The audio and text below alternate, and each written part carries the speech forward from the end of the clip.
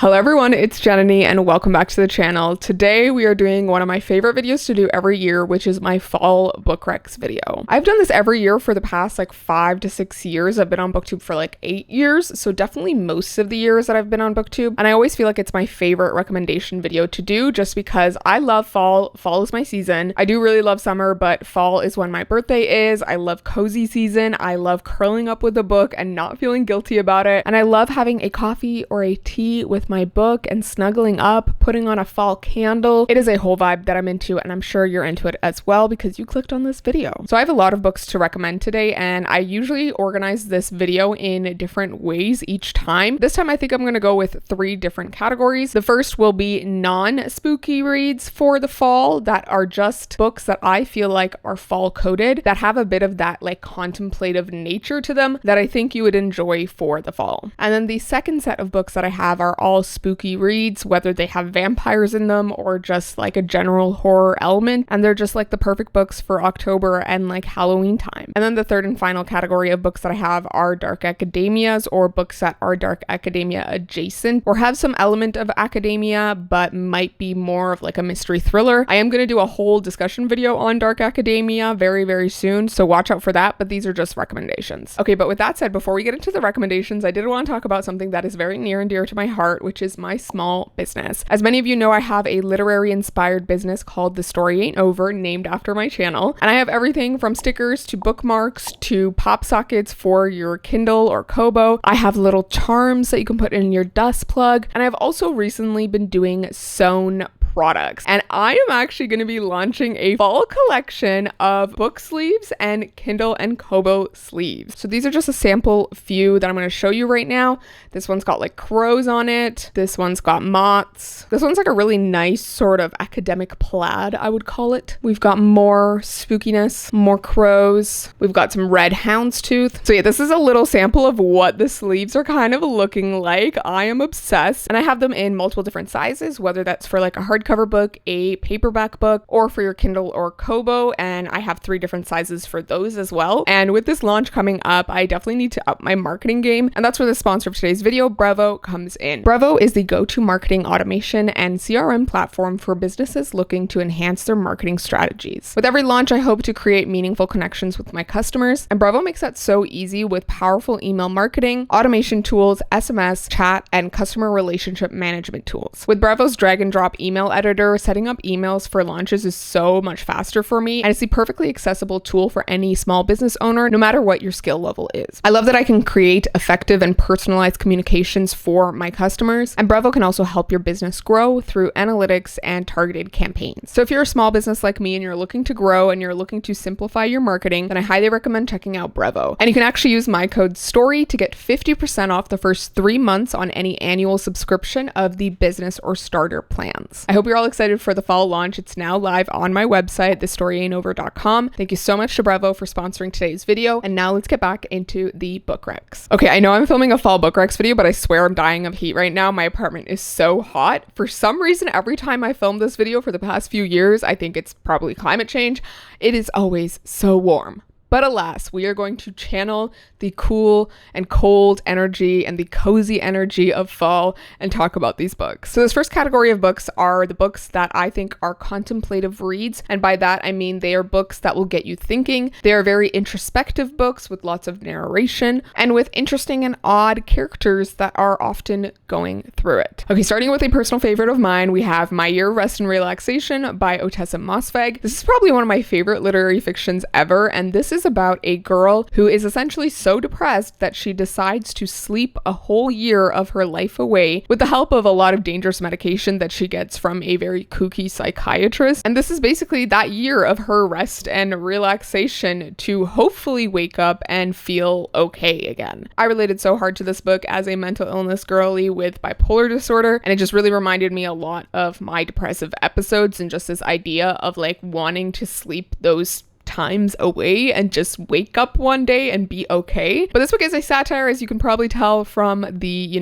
premise, because what kind of psychiatrist would give you enough meds to sleep your life away? But alas. But I think this is such a fun book in the sense that, if you're someone who has struggled with mental health and seeing a satirical book like this, like, it's a nice way of getting that representation and also feeling comforted, because very often, mental health or mental illness stories are very serious and very sad, whereas this takes a, serious and sad topic, but makes it kind of fun and interesting and asks a lot of interesting questions. And overall, it was an enjoyable read and I loved it so much. Onto a more serious book in a similar vein, I have On Earth We're Briefly Gorgeous by Ocean Vuong. I honestly never know how to describe this book, but this is a book that is sort of written as if it's a letter from a son to his mother. And it's about their fraught relationship, but also just like his relationship with himself and like discovering himself. And I'm going to read a little bit from the back because I don't want to get this wrong, but essentially the letter that he's writing unearths a family's history that began before he was born,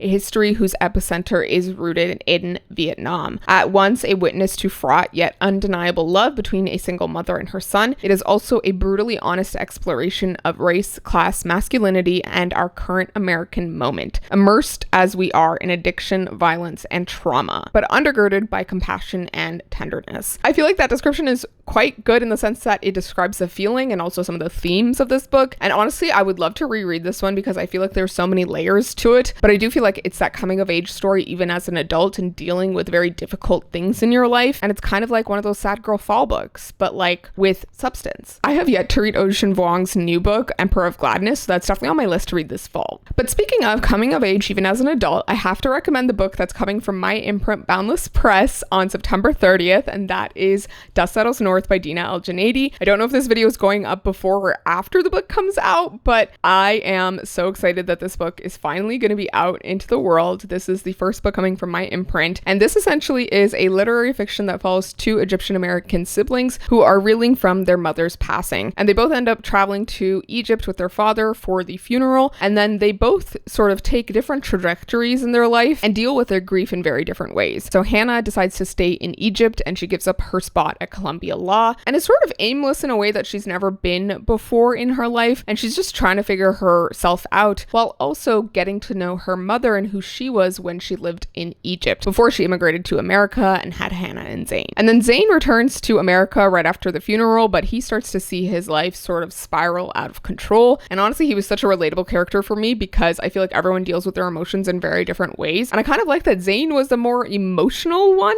whereas Hannah was the more stoic one, you could say. But I think all of it is a commentary on also like their gender roles in society and also in religion. And both of them are dealing with religious guilt and just, how to process their grief, how to, process being someone who is between two cultures, Egyptian and American, and being Arab in this moment. And the book is actually set in 2012, so post-revolution Egypt. So it's also sparking with all of this like political energy, and that is a large element of the book as well. So yeah, Dust Settles North. It is a beautiful lyrical literary fiction, and I think it's definitely the type of book to read during the fall just because of how beautifully it's written and how contemplative and sort of slow and like character driven it is. So I hope you'll pick it up this fall and give it a read. Next, I have to recommend one of my favorite pieces of British literature ever, and that is Remains of the Day by Kazuo Ishiguro. I do have another Kazuo Ishiguro book on this list, but on the last category for Dark Academia. But this book is probably, I think, my favorite of his books of the ones I've read, and this is such a contemplative, character-driven, character-focused book. It's so not about the plot, though it is a historical novel, and it follows a English butler who is basically close to retiring, and he's looking back on his life and his career as a butler to this like great lord, English gentry type person, and he's looking back on all those years and how he gave up so much of his life in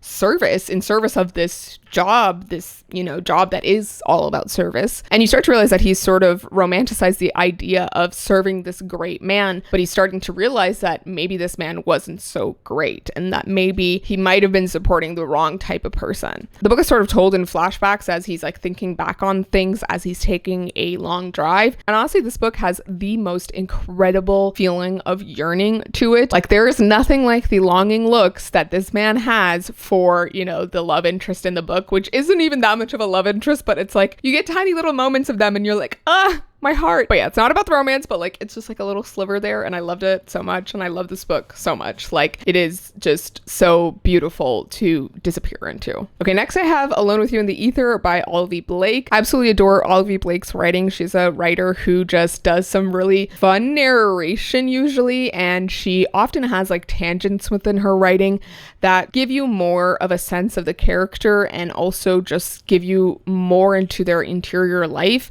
And I just love it. Like it's such a contemplative writing style that just makes me want to sit and soak in the words. So Alone with You in the Ether is essentially a book that follows two very quirky, you could say, main characters. But I say quirky in the sense that they're not neurotypical. As someone with ADHD and bipolar disorder, like I know what it feels like to not be neurotypical, to be neurodivergent. And these two characters are neurodivergent in some way, shape, or form, but the female main character does have bipolar disorder. It's not like mentioned specifically at any point, I think, but like in the author's note, you find out that it is bipolar disorder, and Olivia Blake also has bipolar disorder. And I remember reading this and just like feeling so seen by Reagan's character and her dealing with her bipolar disorder. I do feel like she deals with it in a bit of a different way than I do, but regardless, it was like a piece of representation that I never got to see growing up, and I'm so glad I got it in this book. But this is also a love story. It is a love story between these two characters who sort of find each other in an unconventional way in an unconventional time in their life, and are seeing how they are kindred souls on a intellectual level, and then, you know, are dealing with their also respective issues and mental health issues, and then coming together. So it's a beautiful book, but it's also like, again, that contemplative type of tone that I think is perfect for fall. Okay, this next one is one that is actually set in academia, you could say, because it follows a professor, but that book is All's Well by Mona Awad. I have more Mona Awad books on this list, but this one is, I would say, her least creepy of her books, though this one does have a little bit of creepiness, but like it's not actually spooky, I would say. It follows this main character who's a professor, and she teaches theater. She is putting on a production of All's Well That Ends Well with her class, but they all want to do a production of Hamlet. And there's this idea of like, if you don't put on Hamlet, then, you know, you might encourage a curse type thing. But the main character is someone who deals with chronic pain. So she was a theater actress, and she would have like continued on with that trajectory in life, but she fell off stage one day and she got injured. That was like the big tragedy of her life that stopped her from continuing her career, also forced her into teaching, and also left her with this crippling chronic pain that she is unable to sort of see past. And this is a book about sort of like female pain and chronic pain and the invisible pains that people deal with and how that can affect their lives and also really affect their mental health. But this book has a bit of a speculative element, you could say, when the main character meets these three strangers who sort of give her this cure or like fulfill some sort of wish of hers. I forget how exactly they do it, but they take away her pain and she is suddenly like happy and buoyant and able to do whatever she wants. And it's like a commentary on that whole idea. I don't think I'm explaining this well, but it's such a vibe. It was such a like slightly creepy book, really atmospheric, and I feel like the stage elements were just so compelling, and then the main character's narration and internal thoughts and ruminations on pain and what that feels like was just so fascinating. Speaking of another book that's not actually spooky but has a spooky element, I have Woman Eating by Claire Coda. I put this in this section even though it has vampires in it because it's really not a vampire book. It's more of a literary fiction, and it follows a girl who has been a vampire since she was a child. Her mother turned her into a vampire, but she is sort of fleeing the nest. She has left her mother and she is going out on her own, dealing with how to find blood and, you know, find her own place and sort of do her thing while also being in school. And it's such a fascinating read, but also like totally a literary fiction, I would say, in tone. This is definitely a book about like a main character who's just figuring out life, even in adulthood. The main character is also multiracial, so she is like dealing with that part of her identity as well. And I think it was done through this metaphor of the vampire as well, which I thought was quite interesting. Okay, this next one isn't technically a super fall-ish book, but I feel like it's a fall book just because, again, it's that contemplative vibe to it. This one is a bit more of a romance, and it's about like a second chance romance. Like, it's sort of like Persuasion, I would say, but different. And that book is The Beautiful Ones by Sylvia Moreno Garcia. Basically is set in this like fantasy world, but it's really like Regency era Jane Austen type situation where people are looking for husbands and that kind of thing. Essentially, our main character has like magical powers, and people in this world have magical powers, and it's a normal thing, but she hasn't really been able to deal with it, and she's going out into society, and she's getting mentored by this older woman, and she ends up meeting this man who is like a magician of some kind, and he is sort of like courting her and courting her favor because he actually wants to get back at the older woman who is mentoring the main character. Actually, I say main character, but all three characters are main characters and they have POVs. But it's this interesting sort of mix of a revenge romance and also a budding new romance. And it was done so well, I think. I loved the characters. I loved how each one was so distinct. Like, the younger main character has that naivety to her that she sort of outgrows. The older woman has this sort of callousness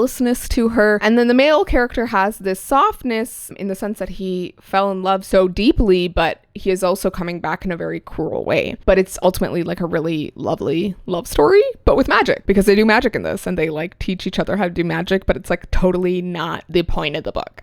Okay, next I have If an Egyptian Cannot Speak English by Noor Naga. This book is, again, a contemplative one, but it is a bit of a unreliable narrator situation. We have two different narrators, and if you read through the physical copy, you will not know who is who. At the beginning, you'll kind of have to parse it out. But if you do listen to the audiobook, then you will be able to tell the difference because there are different narrators. But what I found really interesting about this book is that each chapter starts with a question that the characters sort of answer through their narration. And essentially, our female main character is traveling to Egypt, and there she meets this boy from this smaller town who is someone you will see as a character who sort of shifts throughout the book, as does the main character. And this book has one of like the best twists towards the end of the book that I've ever seen. And honestly, it was a weird contemplative book that has a bit of social commentary, but I think it was also just such a meta book in some ways. I feel like I'm not doing this justice, but it is a really incredible book and definitely a quick one and perfect for that just kind of weird vibe for the fall. Speaking of weird, I also think I'm a Fan by Sheena Patel is a great fall read. This one again is just like a weird book. It's got a really weird, unreliable narrator, and I think something about it just felt like a fall book to me. This book gets into parasocial relationships and influencer culture, and it follows a main character who is basically stalking the woman that the guy that she is also sleeping with. And mind you, both these people are in other relationships, but this book also has a weird structure to it. There are very short chapters that have really kooky titles to them, which I really enjoyed. And it's just like a bunch of musings on life and like what it feels like to be a person of color in this day and age, but also in the social media age, and just like this idea of parasocial relationships. The main character is absolutely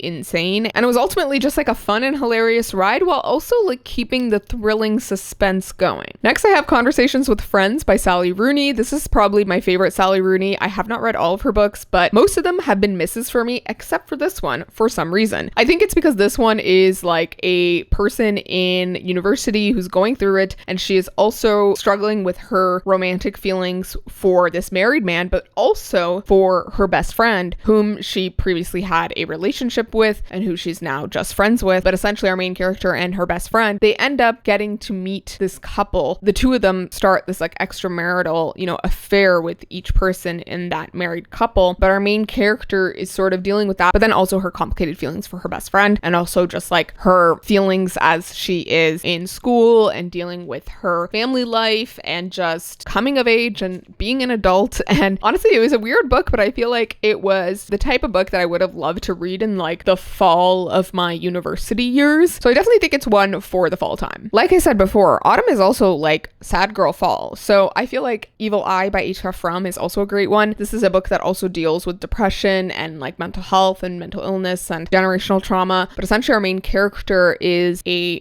married woman with 2 kids, and she has like the picture perfect Instagram life, but she is a prof at a university, and she essentially has this situation go down at work where she's like kind of put on probation, and she has to go through these like therapy sessions, and she is starting to deal with her emotions and with the way that she feels like she is crushed beneath this overwhelming sadness. And part of it has to do with like the relationship that she's in, but also the expectations that are placed on her as a woman, as a Arab woman, as a mother. And I think it's just like a story of her finding herself as well. And I think as someone who has been in similar-ish situations, like being in a life that you really can't recognize because of your depression, and like coming out of that was such a powerful story to me. And the main character also writes these letters to her mother throughout the book where she's working through traumatic experiences from her childhood and that have to do with her mother and her mother's mental state. And you're seeing the generational trauma come through in the book and shape the way that she lives her life now. It's a sad, contemplative book, but it's ultimately a healing one. Okay, and then the final book that I have for this category is Enter Ghosts by Isabella Hamad. In this book, we follow our main character, who is a theater actress, and she is sort of taking a break,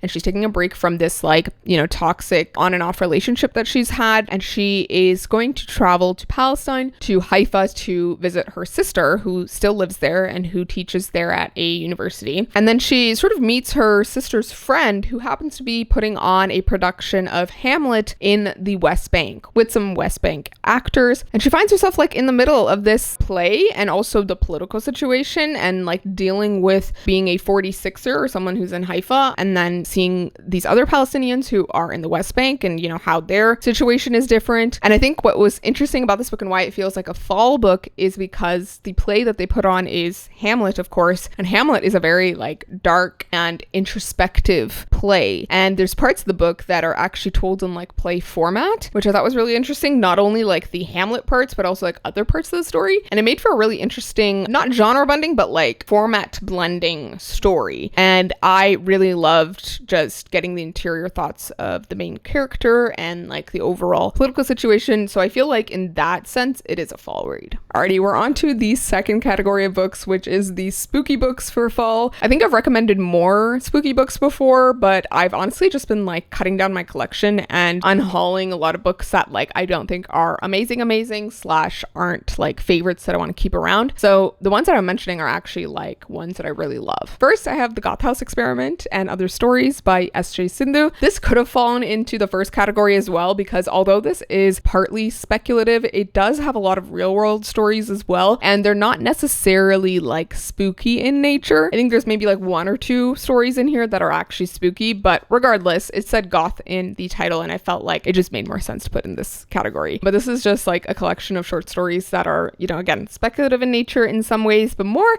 I would say, obsessive. And I just thought that they were really well written. S.J. Sindhu is also an author that I really love and appreciate. She's a Tamil Sri Lankan author. And yeah, I just really enjoyed like the short stories in here because they also involve like race and sort of other elements to them. Okay, next I have The Inheritance of Orquídea Divina by Zoraida Cordova. I love this book. And it's one of my favorite books to recommend for the fall. Essentially, we follow 2 different timelines. We have Orquídea Divina, who is sort of the matriarch of this like family, and we're opening up with all of them coming to visit her on her deathbed because she is about to die and she is going to give out their inheritance. And from there, the descendants all sort of leave and some strange things start to happen, and it seems like an age-old evil is out to get them. People start dying and crazy things start happening, but we also get the timeline with Orquídea Divina as she's growing up and as she's becoming the woman that she is, and we are learning more about who she is as a person and what brought her to this point. And this has a bit of like magical realism and speculative elements, and it was just done so well. Next, I have one of my favorite horrors ever, which is Natural Beauty by Ling Ling Huang. This is a book that examines the beauty industry and the idea of beauty and youth, and takes it in the context of like this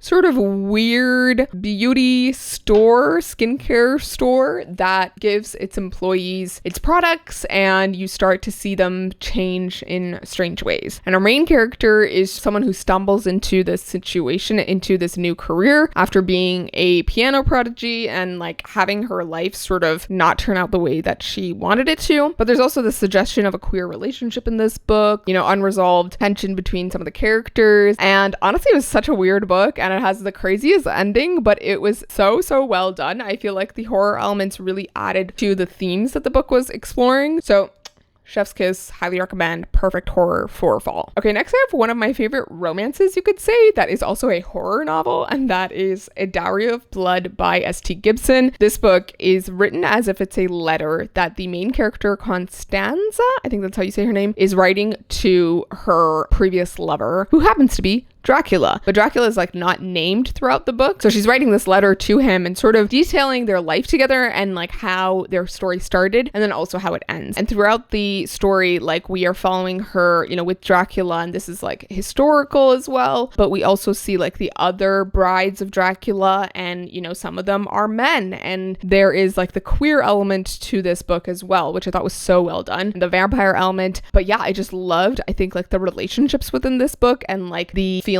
of being in this toxic relationship with Dracula, and just the way that the book was written. Like the letter format I think was just really interesting, and it just made for a really like spooky and suspenseful read.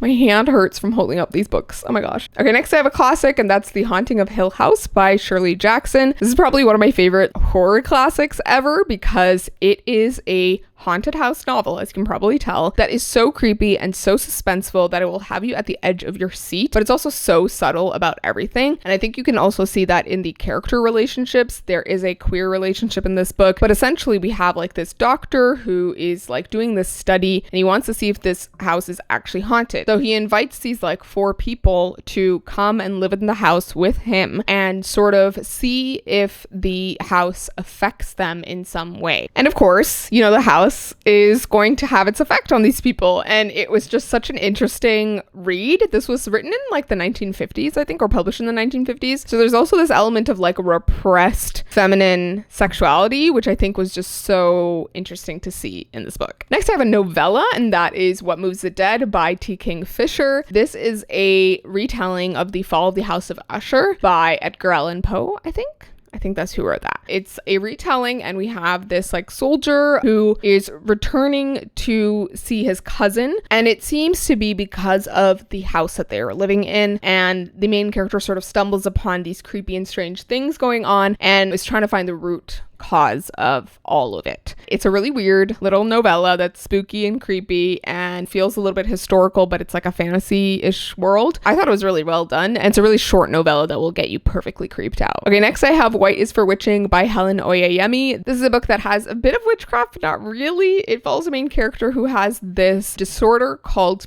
pica, which is this like rare eating disorder where she eats things that are not actually edible. And the main character comes from like this English family, and they have this like house called the Silver House. And essentially the house is kind of haunted, and it's been building up this sort of negative energy from the foreign workers that have been in the house. And when the main character brings home a Black woman who she is in a relationship with, things kind of go sideways. So it's kind of like a mix of Get Out and like a witch / sapphic romance, but like in a slightly more positive way. And it was really well done. Next, I have a vampire book that is honestly quite different from most vampire books, and that is Certain Dark Things by Sylvia Morano Garcia. I feel like no one does speculative books the way that Sylvia Morano Garcia does, but this book is a vampire novel, and it follows this main character who is a vampire, and she's sort of running away from this like other clan of vampires because of something that happened. In this version of vampires, different vampires from different clans have like different abilities. So some of them have like, you know, abilities that you wouldn't typically associate with a vampire. And this book is also set in Mexico City, and I feel like the city really plays a big part in the book as well. So that made for a really interesting backdrop to the story. And I feel like overall the book was just like twists and turns and mystery and action, and I loved it so much. Next, I have probably one of my favorite Gothic novels ever, and that is Mexican Gothic,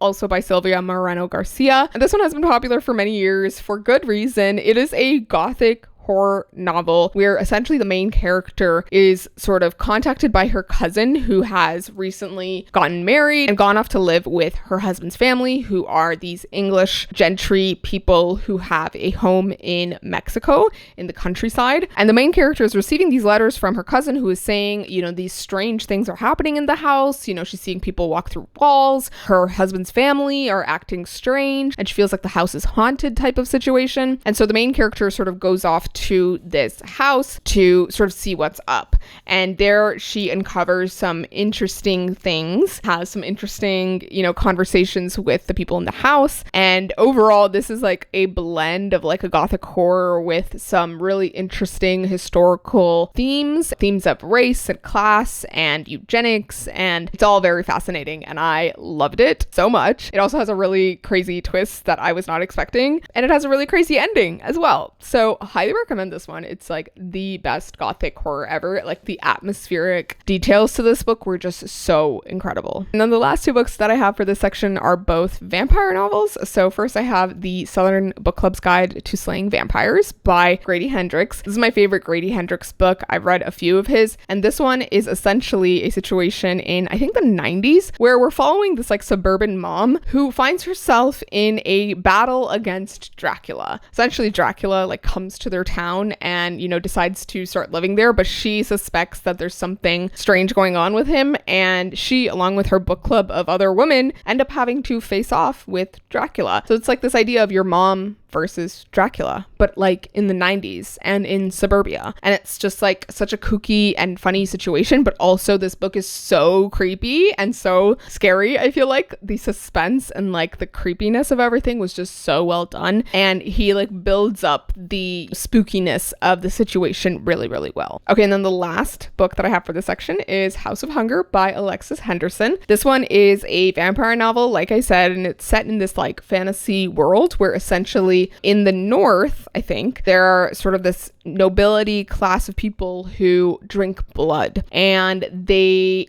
aren't necessarily known as vampires, but they take these like sort of people from the South as blood maids to like drink their blood and sort of keep themselves young and healthy and beautiful and that kind of thing. So our main character is sort of struggling for money, and she's from the South, and so she goes to become a blood maid for this very wealthy, high class woman. And there she like meets the other blood maids that this woman keeps and starts to realize that something strange is going on. But there's also like this romance between her and the woman and all of that going on as well. And I thought it was so interesting because it's like a sapphic romance horror novel, but it's also got like some really great twists to it, and, you know, obviously has some commentary on class and race and that kind of thing. And I think it was just so well done. Okay, we're on to the last section of books, and these are all dark academias or books with academia in them that might be more of like a mystery thriller, and I just kind of lumped them all together into this section. But I am going to go very quickly through the obvious dark academias because I'm sure you've heard all about them before, and I don't really want to get too deep into each of them, but I will talk more about the ones that I think are a little bit new and do something a little bit different. So of course I can't talk about dark academia without The Secret History by Donna Tartt. I definitely think this one is worth the read. It is such an atmospheric read. It definitely has that dark tone and the suspense to it and sort of this idea of obsession, and it will certainly take you on a ride by the end. And it also has a really great examination of just like class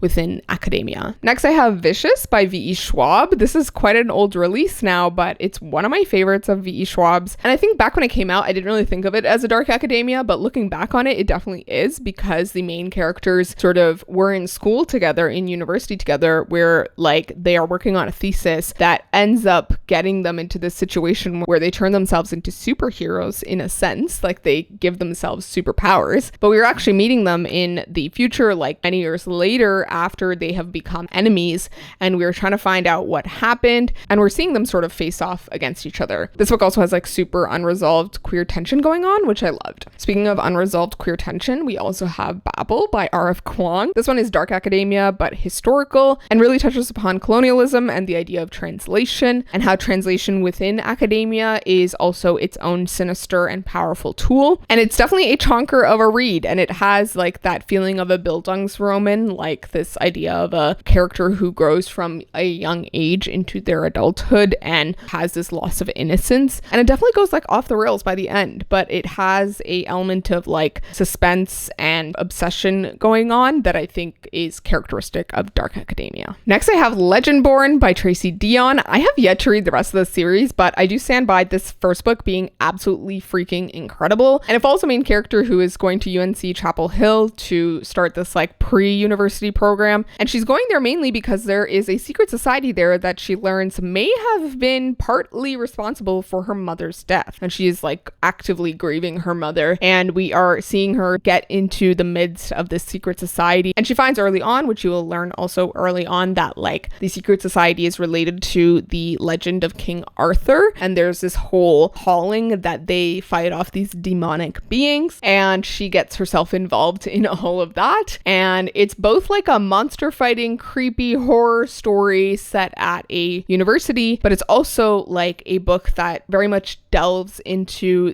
the inequities of academia, and especially when it comes to being a Black person or a person of color in the situation. And I think the themes around race were done so well, and I definitely want to get around to reading the rest of the series. Next, I have The Atlas 6 by Olivia Blake. This one is definitely Dark Academia in the sense of, you know, really thinking about knowledge as power and this idea of like magic within that, because essentially the main characters all have different magical powers and they're all from different places in the world, and they are sort of assembled by this man named Atlas who has brought them together to be part of this program called the Atlas 6, where they will sort of compete to become the new curators or protectors of this Library of Alexandria, which is like this ancient, you know, resource of magical knowledge, this whole library that was, you know, historically thought to be destroyed, and they will have access to this knowledge and be able to protect it. But they're competing against each other and they don't actually know what the stakes are, and it gets very deadly and murderous. And I think what makes this one very much a Dark Academia is the obsessive element to it. But I also think that the different relationships between the characters, there's 6 of them, and like the ways that mixes and matches was very interesting. Okay, and then the last obvious Dark Academia that I have is Ninth House by Leigh Bardugo. This one is again like a horror fantasy novel. It involves ghosts and sort of occult things going on, but essentially the main character is someone who has had a really bad and rough time of life. She's been able to see ghosts since she was very young, and that has caused her various issues in her life. And this one does have like triggers for sexual assault and rape, so just keep that in mind. But essentially, we are also meeting her in the future when she is a student at Yale, and she's been given this second chance to be at Yale to become something called a Dante, who's essentially one of 2 people who are part of the Ninth House of Yale, who are tasked with making sure that the other secret societies of Yale, who are the other houses, do not go overboard with their magic. And essentially, these secret societies are all full of like wealthy, privileged people, mostly men, and she's tasked with sort of keeping them in check. But we are also meeting her in these different timelines. In one of the timelines, her Virgil, or her mentor, who is this guy named Darlington, has gone missing, and she's dealing with that fallout as well. So we're trying to like piece the story together from the different timelines, and it's quite interesting in that way. But yeah, this definitely deals with sort of, again, like class and gender inequities in academia, and the way that universities like Yale are structured around powerful people and how that can be very harmful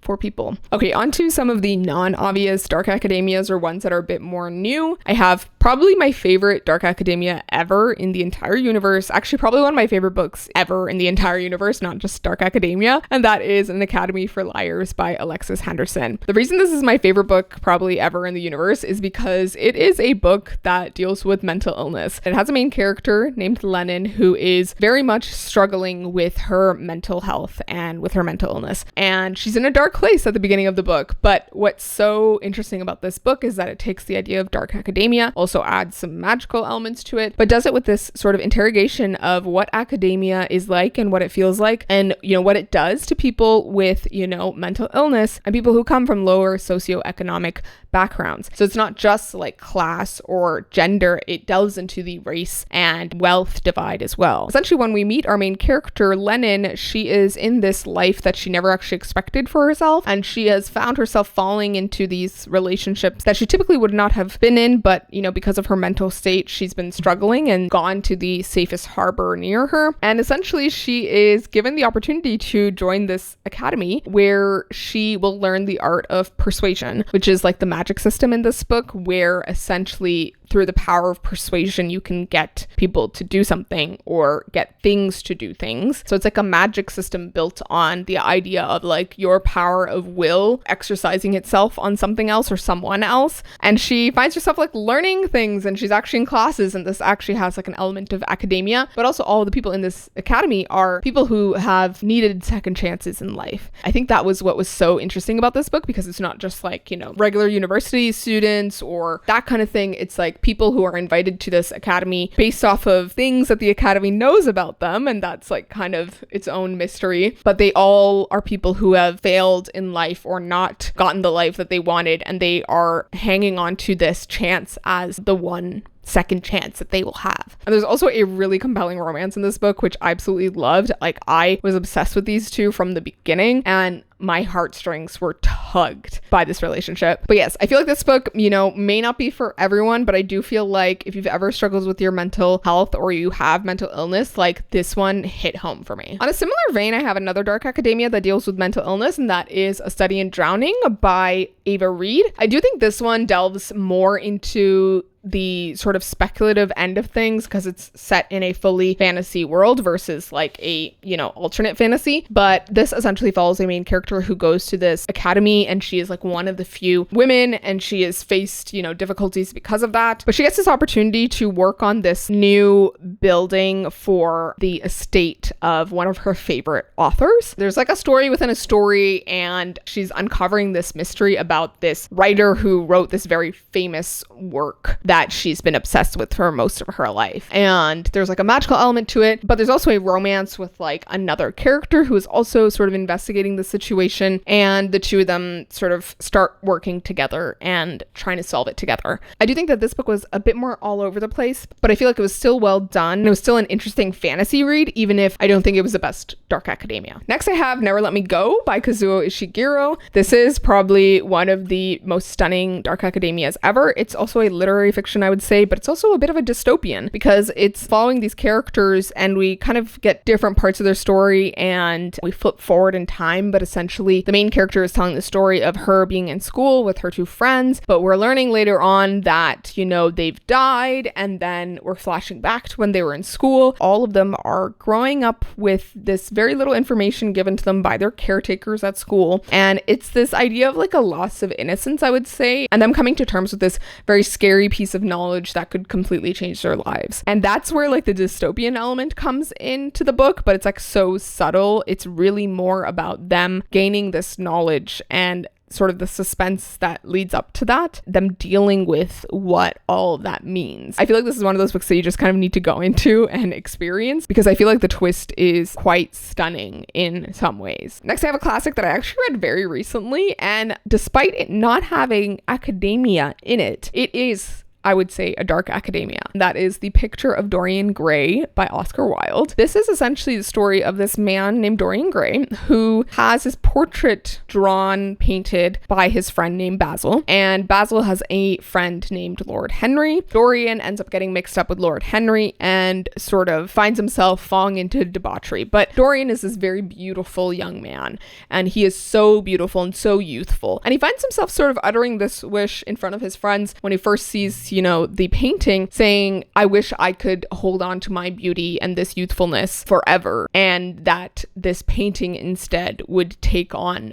my aging and all of the awfulness of that. And his wish kind of comes true. But this is a book that was like written in the 1800s, I believe, and it's a classic in that way, and the way it's written is very contemplative, but the Faustian sort of deal that he makes that results in this situation where he stays eternally young and this painting sort of starts to age and grow ugly was just so fascinating, because it's also like him holding on to this piece of knowledge and then us seeing different people reacting differently to him. And I feel like our main character Dorian also descends into this ugliness that this painting takes on, and it was just so fascinating. So yes, if you're looking for a very atmospheric classic, this is definitely one to pick up. Okay, next I have Bunny by Mona Awad. This is the second Mona Awad book that I'm recommending for this video because she just does spooky really well. But this is actually more of a surrealist, satirical, dark academia, I would say, because it essentially follows our main character Samantha, who is in this MFA for writing, and she has like 4 other women in her cohort with her, and they are what she calls bunnies, which are these like wealthy elite women who all call each other bunny and are like besties and constantly compliment each other and act really fake and have, you know, a specific style and like whatever, and who Samantha kind of hates, but she also like is envious of, and she wants to be a part of them because they're a clique and she wants to be part of that. And she's the only one outside of it in her writing cohort. And so at the beginning of the book, she gets invited to what they call their smut salon. They are trying to bring her into their fold, but there seems to be something sort of sinister and creepy and kind of surreal going on at the smut salon. And I don't want to spoil it much more than that, but it gets super weird. But it does have this dark academia obsession to it, and also this like interrogation of the elitism of academia. Okay, this next book is a bit of a gothic literary suspense novel, I would say. It feels like it could be a dark academia because there is an academic setting, but I do feel like it veers just more into like a suspenseful, mysterious read and more gothic. And that book is Catherine House by Elizabeth Thomas. Essentially, Catherine House is like this higher learning institution where people enter and they will not have any contact with the outside world for the entire time that they are there. And so they're having these like interesting relationships with other people in the house and like within their classes, but they're also learning strange things and coming upon strange pieces of information and sort of transforming in interesting ways. I don't want to spoil this, but it gets super weird. And it's also a bit on the surrealist end, but not in a funny way, more in a creepy way. And I think it just made for a really interesting like gothic read if you're looking for something strange. This next one is one that has been called a dark academia many times before, but I do think it's more of a mystery thriller. And that book is If We Were Villains by M.L. Rio. I do feel like this book has a lot of similar elements to The Secret History and drives home more of the like queer undertones that The Secret History has. We have our main characters who are all sort of these theater actors who are part of this academy that only does Shakespearean theater. And it's very, you know, tough and hard and competitive. And the competitive nature of the program is like the major part of this. But I do feel like everything ends up like surrounding this idea of this death and what to do with it and the suspense around that versus interrogating, you know, something profound about academia itself. Because I feel like the competition element could be said of, you know, any sort of situation, even a work situation, not necessarily a, you know, learning or academic situation. But yes, very creepy, spooky vibes. It's got plays within plays, a lot of Shakespearean tragedies within it, and all the characters are, you know, obsessive and mean, but also like really care for each other, but also are competing with each other, and that makes for a lot of drama. Speaking of drama, I have another sort of thriller or murder mystery, and that is In My Dreams I Hold a Knife, and this is by Ashley Winstead. This is definitely not a dark academia, but it does follow a bunch of adults who are meeting each other at their school reunion again, and we are learning that while they were in school, someone died in their friend group, and we're trying to figure out what happened.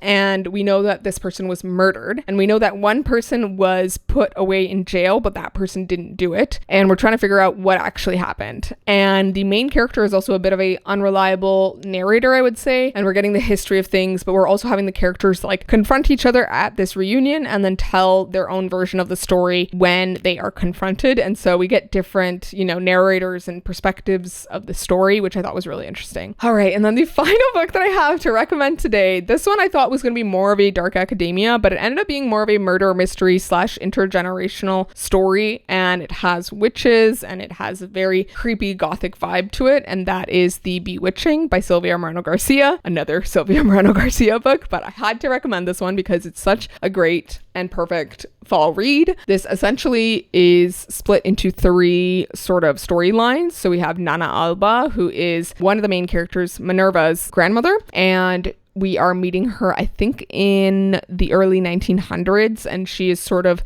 dealing with her position as this young girl on her family's ranch or farm, and how their livelihood is sort of disappearing. She's visited by her uncle, and he seems a bit strange, and there's strange things going on, and people are dying, and there's rumors going about, and there's maybe talk of a bewitching. And then we have Minerva, who is the granddaughter in the 1990s, who's in school, and she is doing a sort of master's or PhD, I forget. She's doing a thesis on this famous writer from the Great Depression named Beatrice Tremblay. She's fictional, but she was a horror writer. And it turns out there's like a mystery surrounding Beatrice in that she had a friend when she went to university at the same school as Minerva who went missing suddenly. And there's some strange things about the story that don't add up. And that's where Minerva finds herself talking to people who knew Beatrice, because Beatrice is no longer alive, and is investigating sort of Beatrice, but also like this friend's death. And so we start getting sort of journal chapters from Beatrice herself that Minerva stumbles upon, and we are piecing together the story. But we start to realize that all 3 timelines are sort of connected in a way because of this phenomenon called the bewitching, which I don't want to spoil for you. So yeah, it's a very atmospheric, sort of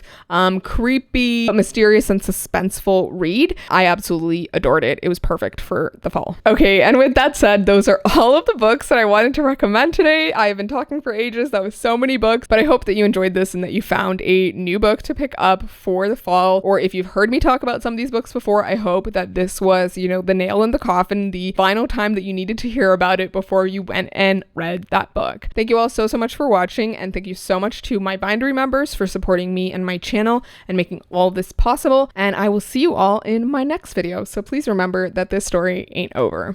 Bye!